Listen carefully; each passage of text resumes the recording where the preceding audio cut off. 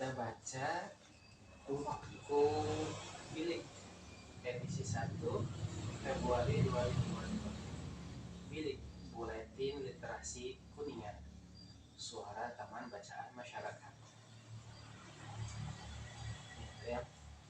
Di buku ini ada suara TBM, esai literasi, cerpen, dan puisi. Sini kalian.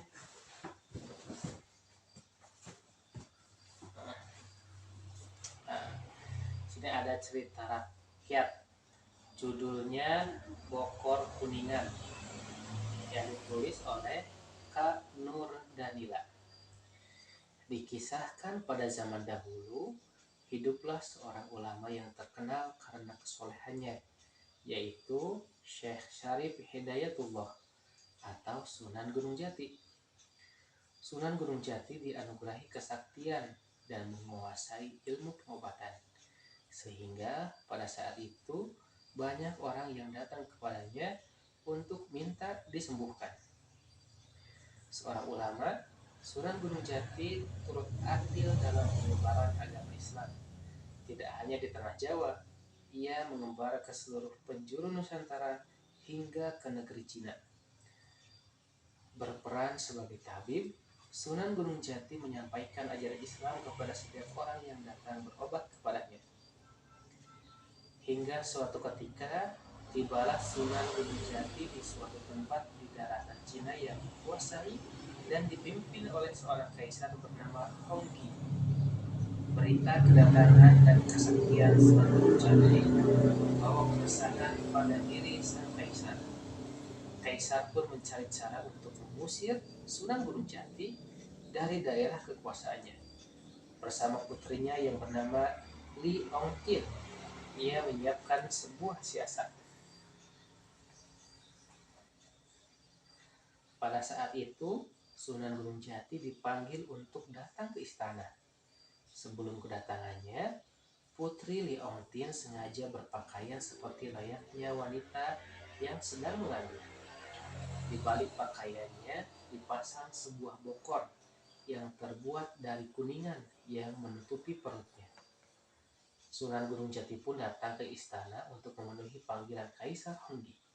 Setibanya di istana, Kaisar langsung menyampaikan maksudnya, bahwa untuk menetap di daerah kekuasaannya ada syarat yang harus dipenuhi oleh Sunan Gunung Jati, yaitu ia harus bisa menebak 2 pertanyaan yang diajukan oleh sang kaisar.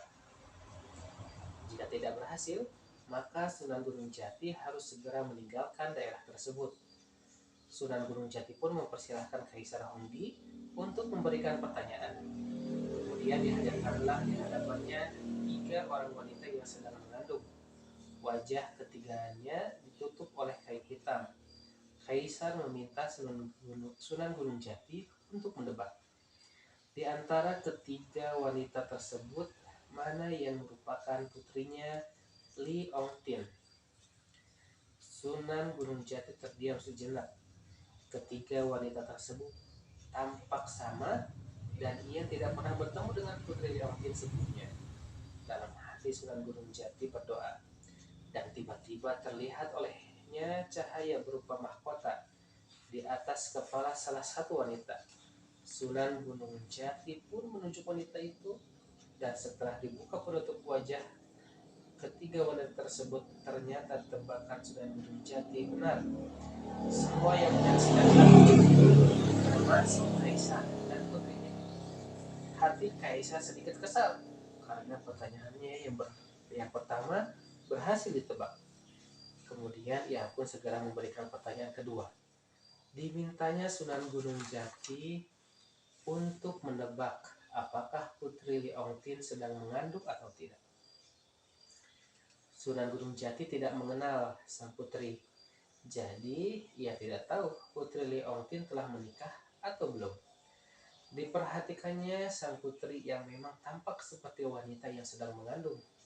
Tanpa sengaja, terlihat wajah Putri Li Ongtin yang cantik dan sedang melemparkan senyum padanya. Sunan Gunung Jati pun segera menundukkan wajahnya. Kaisar Honggi tak sabar dan ia memaksa Sunan Gunung Jati untuk segera menebak pertanyaan kedua. Kemudian Sunan Gunung Jati pun menjawab seperti apa yang dilihatnya, bahwa Putri Ongtin sedang menang. Mendengar jawaban Sunan Gunung Jati yang salah, Kaisar merasa menang dan senang. Ia telah berhasil menjalankan siasatnya. Sunan Gunung Jati pun segera keluar dari istana. Namun tak lama kepergiannya, sesuatu terjadi. Ketika Putri Liongtin hendak berganti pakaian, Putri terkejut karena bokor yang dipakai untuk menutupi perutnya yang hilang dan perut sang putri buncit seperti wanita yang sedang mengandung. Segera Putri Liongtin melihat kondisi putrinya. Kaisar meminta pengawalnya untuk memanggil Sunan Gunung Jati kembali. Namun terlambat, Sunan Gunung Jati telah pergi jauh meninggalkan daerah itu. Kaisar Honggi terus berupaya menyembuhkan sang putri. Sudah banyak tabib yang dipanggil ke istana untuk mengobati putrinya. Namun tak satu pun yang bisa mengembalikan keadaannya seperti semula. Kaisar amat menyesal. Perbuatannya terhadap Sunan Gunung Jati membawa bencana bagi putrinya. Putri Liongtin pun merasa malu dan tak punya semangat hidup.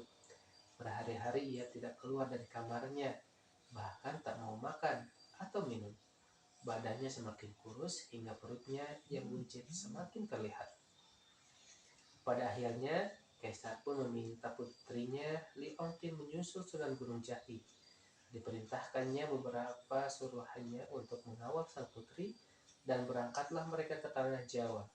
Setibanya di tanah Jawa, Putri Liongtin segera menanyakan keberadaan Sunan Gunung Jati kepada setiap orang yang ditemuinya. Hingga tibalah mereka di sebuah daerah yang letaknya tak jauh dari Gunung Ciremai. Kedatangan Putri Liongtin yang mencari keberadaan Sunan Gunung Jati mengundang penasaran semua penduduk. Ditambah kondisi putri yang tampak seperti wanita yang sedang mengandung, sehingga mengundang para penduduk berbondong-bondong mengantarkan sang putri ke sebuah pondok tempat di mana Sunan Gunung Jati berada. Putri Liongtin berhasil menemui Sunan Gunung Jati. Ia bersimpuh di hadapan Sunan Gunung Jati, menyampaikan penyesalan dan memohon maaf atas perbuatannya dan Kaisar Honggi. Putri meminta Sunan Gunung Jati untuk mengobati dan mengembalikan keadaannya seperti semula. Sunan Gunung Jati pun berbesar hati memaafkan Kaisar Honggi dan Putri Liongtin. Saat itu juga Sunan Gunung Jati mengangkat kedua tangannya dan berdoa kepada Yang Kuasa. Tak lama kemudian disaksikan oleh para penduduk yang hadir di sana. Keajaiban kembali terjadi. Tiba-tiba sesuatu terjatuh dari balik pakaian Putri Liongtin, yaitu sebuah bokor dari kuningan, dan perut sang putri tidak lagi buncit, sehingga keadaannya kembali seperti sedia kala. Peristiwa tersebut begitu mengejutkan dan menjadi legenda yang sangat diceritakan banyak orang. Karena peristiwa tersebut, dari itu pun hingga saat ini dikenal sebagai kuningan dan bokor sebagai lambangnya. Itu. Betul? Betul? Enggak. Mau baca lagi?